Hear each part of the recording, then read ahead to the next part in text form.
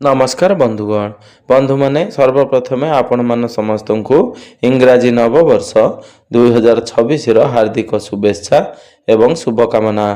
तो आपण मान समस्त को आज ज्योतिष कार्यक्रम को स्वागत। आज ज्योतिष कार्यक्रमटी मीन राशि व्यक्ति विशेष मानक पई बहुत गुरुत्वपूर्ण अच्छी, बहुत ही खास अच्छी। कारण मीन राशि व्यक्ति विशेष मानकर जीवन यही इंग्राजी नववर्ष 2026 ठारू बदलिबाकू जाउअछि। कारण ग्रह नक्षत्र मानकर चलन रे गोटे बहुत बड़ परिवर्तन हेबा पई जाउअछि।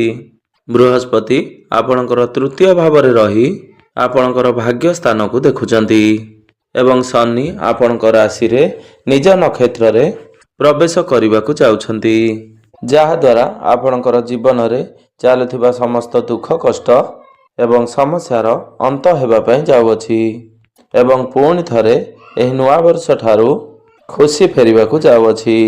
आपणकर समस्त दुख कष्टर अंत हेबाकू जाउअछि एवं पुनर्बार एही नूतन वर्ष ठारू आपणक जीवन रे खुशी फेरिबाकू जाउअछि। या सहित बुध शुक्र मंगल एवं सूर्यंकर राशि परिवर्तन हेउअछि, जहा द्वारा आपणकर जीवन रे निश्चिंत भाव रे एही नूतन वर्ष ठारू किछि बड़ हेबा पई जाउअछि।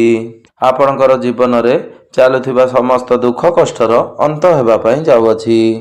पुनर्बार एही नूतन वर्ष ठारू आपणकर जीवन रे खुशी फेरिबाकू जाउअछि। तेबे बंधु माने आसंतु जानिबा एही नूतन वर्ष ठारू आपणकर जीवन रे कौन सब बड़ परिवर्तन हेबार अछि। एहा पूर्वरु जदि आपण मानकर मीन राशि होई थाए तेबे आपण माने भिडियोटी को स्किप न करी थरे मात्र शेष पर्यंत निश्चिंत देखंतु एवं भिडियोटी को गोटे लाइक करी चैनल टी को सब्सक्राइब कर दियंतु। आपण माने जदि सच्चा हृदय रे ईश्वर को भक्ति करुथांती विश्वास करुथांती तेबे भक्ति एवं श्रद्धार सहित कमेंट बॉक्स रे जय माँ लक्ष्मी जय श्री जगन्नाथ अवश्य लिखि दियंतु। तेबे बंधु माने आसंतु आरंभ करिबा आज रही कार्यक्रम को, जहाँकि आपणकर जन्म राशि एवं चंद्र राशि उपरे संपूर्ण आधारित अटे।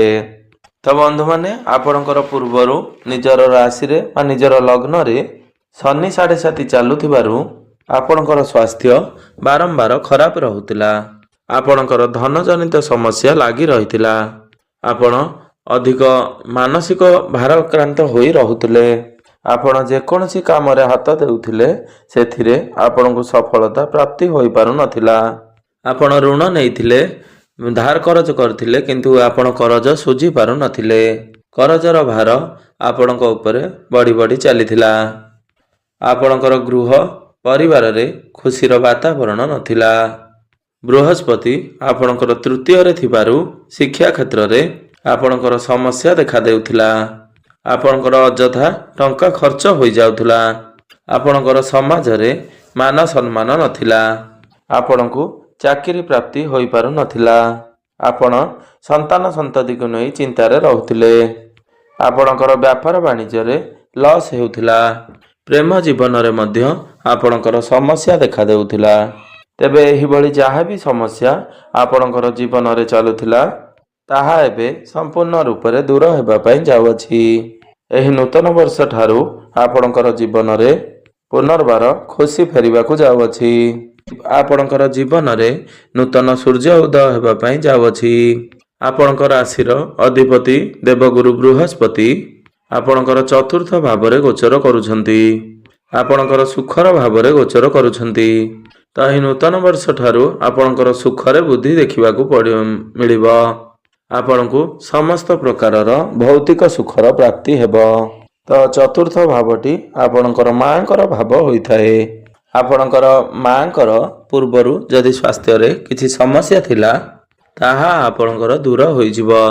समस्त स्वास्थ्यगत समस्यारु मुक्ति मिलिबो। आपण एही नूतन वर्ष ठारू किछि भूमि प्रॉपर्टी जमी किंबा नूतन गृह इत्यादि निर्माण करि पारंती किंबा नूतन जानवाहन किणिबारे आपणकर जोग बनुअछि।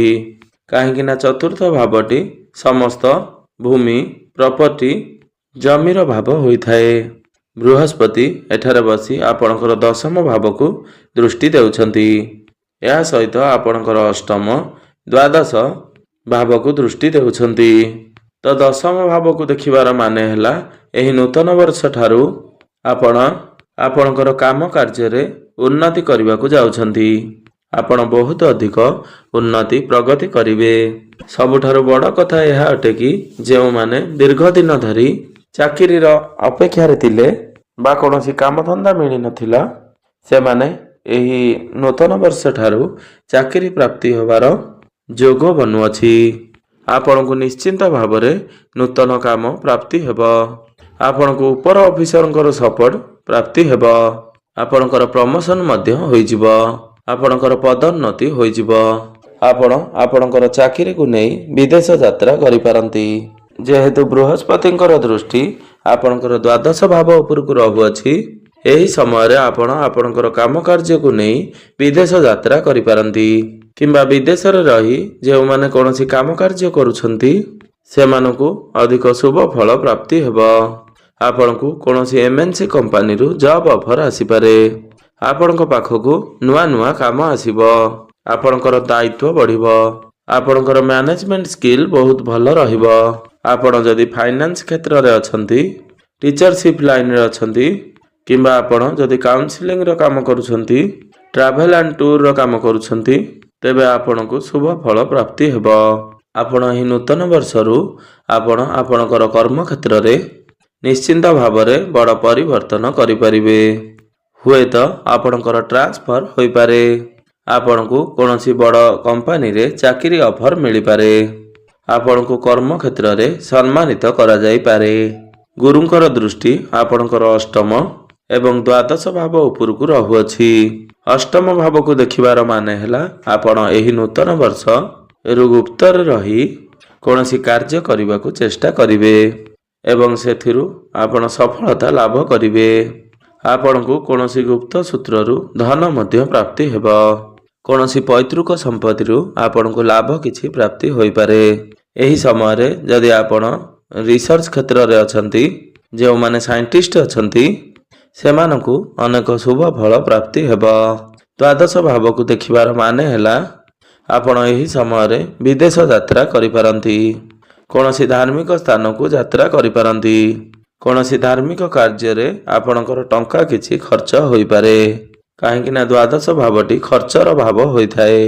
ଯେଉଁମାନେ ମେଡ଼ିକାଲ ଲାଇନରେ କାମ କରୁଛନ୍ତି, ହସ୍ପିଟାଲରେ ଅଛନ୍ତି, ସେମାନଙ୍କୁ ଶୁଭ ଫଳ ପ୍ରାପ୍ତି ହେବ। ଇମ୍ପୋର୍ଟ ଏକ୍ସପୋର୍ଟ କାମରେ, କନଷ୍ଟ୍ରକ୍ସନ କାମରେ, ଲୌହ ସମ୍ବନ୍ଧିତ କାମରେ ଆପଣଙ୍କୁ ସଫଳତା ପ୍ରାପ୍ତି ହେବ। ଶନି ଆପଣଙ୍କର ଲଗ୍ନରେ ଥିବାରୁ ଆପଣ ଯଦି ଟେକ୍ନିକାଲ ଲାଇନରେ ଅଛନ୍ତି ବା IT ସେକ୍ଟରରେ ଅଛନ୍ତି, କମ୍ପ୍ୟୁଟର ସେକ୍ଟରରେ ଅଛନ୍ତି, ତେବେ ଆପଣଙ୍କୁ ସଫଳତା ପ୍ରାପ୍ତି ହେବ। ଜୁନ ମାସ ପରେ ବୃହସ୍ପତି ଆପଣଙ୍କର ପଞ୍ଚମ ଭାବକୁ ଚଳନ କରିବେ, ଯାହାକି ଆପଣଙ୍କ ପାଇଁ ଅତ୍ୟନ୍ତ ଶୁଭ ରହିବ। ତ ବନ୍ଧୁମାନେ, ଜ୍ୟୋତିଷ ଶାସ୍ତ୍ର ଅନୁସାରେ ବୃହସ୍ପତି ପଞ୍ଚମରେ ଚଳନ କଲେ ବ୍ୟକ୍ତି ମାଟି ଧଇଲେ ସୁନା ପାଲଟି ଯାଇଥାଏ ବୋଲି କଥାରେ ଅଛି। ଆପଣଙ୍କର ବୃହସ୍ପତି ପଞ୍ଚମକୁ ଆସିବା ପରେ ଆପଣ ନିଜେ ଦେଖିବେ ଆପଣଙ୍କର ଜୀବନରେ ଏକ ବଡ଼ ପରିବର୍ତ୍ତନ ଆସିବ। ଆପଣ ଯେଉଁ ବି କ୍ଷେତ୍ରରେ ହାତ ଦେବେ, ଆପଣ ଯେଉଁ ବି କାମରେ ହାତ ଦେବେ, ସେଥିରେ ଆପଣଙ୍କୁ ସଫଳତା ପ୍ରାପ୍ତି ହେବ। ଅଟକି ରହିଥିବା ସମସ୍ତ କାର୍ଯ୍ୟ ପୁନର୍ବାର ଚାଲୁ ହେବା ପାଇଁ ଲାଗିବ। ପୂର୍ବରୁ ଯଦି ଆପଣଙ୍କର ପ୍ରେମ ଜୀବନରେ ସମସ୍ୟା ଲାଗି ରହିଥିଲା, ତାହା ସବୁ ଦୂର ହୋଇଯିବ। ଯେଉଁମାନଙ୍କର କଥାବାର୍ତ୍ତା ବନ୍ଦ ହୋଇଯାଇଥିଲା, ବ୍ରେକଅପ୍ ଆଦି ହୋଇଯାଇଥିଲା, ସେମାନଙ୍କର ପୁନର୍ବାର କଥାବାର୍ତ୍ତା ହୋଇପାରେ, ପ୍ୟାଚଅପ୍ ହୋଇପାରେ। ଏହି ବର୍ଷ ଆପଣଙ୍କର ବିବାହ ହେବାର ସମ୍ଭାବନା ବନିବ। ଆପଣଙ୍କର ଭଲ ପାଇବା ବିବାହର ରୂପ ନେଇପାରେ। ଯେଉଁ ପିଲାମାନଙ୍କର ବିବାହ ବୟସ ହୋଇଯାଇଛି, ସେମାନଙ୍କର ଗୃହକୁ ବିବାହ ପ୍ରସ୍ତାବମାନ ଆସିପାରେ ଏବଂ ସ୍ଥିର ମଧ୍ୟ ହୋଇପାରେ। ଏହି ଜୁନ ମାସ ପରେ ଆପଣଙ୍କର ବିବାହ ହେବାର ସମ୍ଭାବନା ବନୁଅଛି।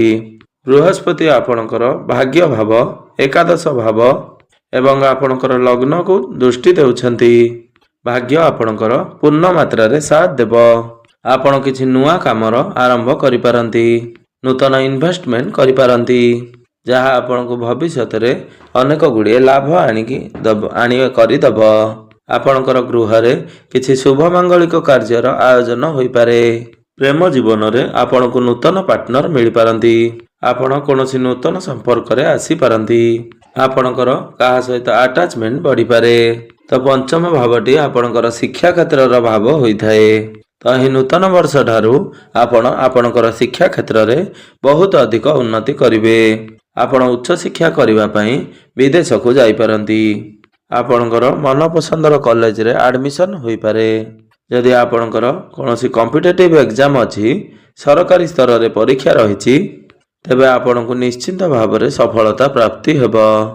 ଏହି ବର୍ଷ ଜୁନ ମାସ ପରେ ସନ୍ତାନ ସୁଖ ପ୍ରାପ୍ତି ହେବାର ଯୋଗ ବନୁଅଛି। ଯେଉଁ ଦମ୍ପତିମାନେ ଦୀର୍ଘ ଦିନ ଧରି ସନ୍ତାନର କାମନାରେ ରହୁଥିଲେ, ସେମାନଙ୍କୁ ଏହି ବର୍ଷ ସନ୍ତାନ ସୁଖ ପ୍ରାପ୍ତି ହେବ। ନୂତନ ଗର୍ଭ ଧାରଣ କରିବା ପାଇଁ ଏହି ଜୁନ ମାସ ପରର ସମୟ ଆପଣଙ୍କ ପାଇଁ ଅତ୍ୟନ୍ତ ଶୁଭ ରହିବ। ଯେହେତୁ ଆପଣଙ୍କର ରାଶିରେ ଶନିଙ୍କର 7.5 ଚାଲୁଅଛି, ଆପଣଙ୍କର ଜୀବନରେ କଷ୍ଟ ତ ଆସିବ, ସମସ୍ୟା ତ ଆସିବ, ଆପଣ ମାନସିକ ଚିନ୍ତା ଭିତରେ ରହିବେ। କିନ୍ତୁ ଜୁନ ମାସ ପରେ ଗୁରୁଙ୍କର ଦୃଷ୍ଟି ଯେତେବେଳେ ଆପଣଙ୍କର ଲଗ୍ନ ଭାବକୁ ଦେଖିବେ, ଆପଣଙ୍କର ସ୍ୱାସ୍ଥ୍ୟରେ ଯଦି କିଛି ସମସ୍ୟା ଥିଲା, ତାହା ସବୁ ଦୂର ହୋଇଯିବ। ଆପଣଙ୍କର ପର୍ସନାଲିଟିରେ ଚେଞ୍ଜେସ୍ ଆସିବ। ସମାଜରେ ଆପଣଙ୍କର ଲୋକପ୍ରିୟତା ବଢ଼ିବ, ମାନ ସମ୍ମାନ ବଢ଼ିବ। ପୂର୍ବରୁ ଯଦି ଆପଣ କିଛି ଋଣ କରଜର ମାୟା ଜାଲରେ ଫସି ରହିଥିଲେ, ସମସ୍ତ ଋଣ କରଜ ଏବଂ ଶତ୍ରୁମାନଙ୍କ ଠାରୁ ଆପଣଙ୍କୁ ମୁକ୍ତି ମିଳିବ। ବଡ଼ ଭାଇ ଭଉଣୀମାନଙ୍କର ଠାରେ ସମ୍ପର୍କ ଆପଣଙ୍କର ବହୁତ ଭଲ ରହିବ। ଆକସ୍ମିକ ଧନ ପ୍ରାପ୍ତି ହେବାର ଯୋଗ ବନିବ। ଆପଣଙ୍କୁ ସମୟ ସମୟରେ ଧନ କମାଇବା ପାଇଁ ନୂଆ ନୂଆ ରାସ୍ତା ମିଳିଯିବ। ଯେଉଁମାନେ ସେୟାର ମାର୍କେଟ, ଷ୍ଟକ୍ ମାର୍କେଟ ଏବଂ ଟ୍ରେଡିଂରେ କାମ କାର୍ଯ୍ୟ କରୁଛନ୍ତି ବା ଇନଭେଷ୍ଟମେଣ୍ଟ କରିଛନ୍ତି, ସେମାନଙ୍କୁ ଆକସ୍ମିକ ଧନ ପ୍ରାପ୍ତି ହେବ। ଆପଣଙ୍କୁ ପାରିବାରିକ ସୁଖ ପ୍ରାପ୍ତି ହେବ। ଆପଣଙ୍କର ଗୃହକୁ କୌଣସି ନୂତନ ଅତିଥି ଆସିପାରନ୍ତି। ତେବେ ଅଧିକ ଶୁଭ ଫଳ ପ୍ରାପ୍ତି କରିବା ପାଇଁ ଆପଣ ପ୍ରତ୍ୟେକ ଦିନ ଗୁରୁଙ୍କର ବୀଜ ମନ୍ତ୍ରର ଜପ ଅବଶ୍ୟ କରନ୍ତୁ।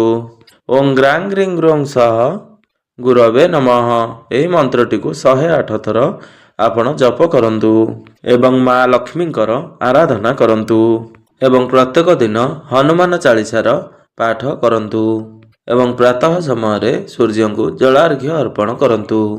ଏହି ଜଳ ତମ୍ବା ପାତ୍ରରେ ପ୍ରଦାନ କରନ୍ତୁ। ଆପଣଙ୍କୁ ଶୁଭ ଫଳ ପ୍ରାପ୍ତି ହେବା ସହିତ ଆପଣଙ୍କର ଭାଗ୍ୟରେ ଉନ୍ନତି ହେବ।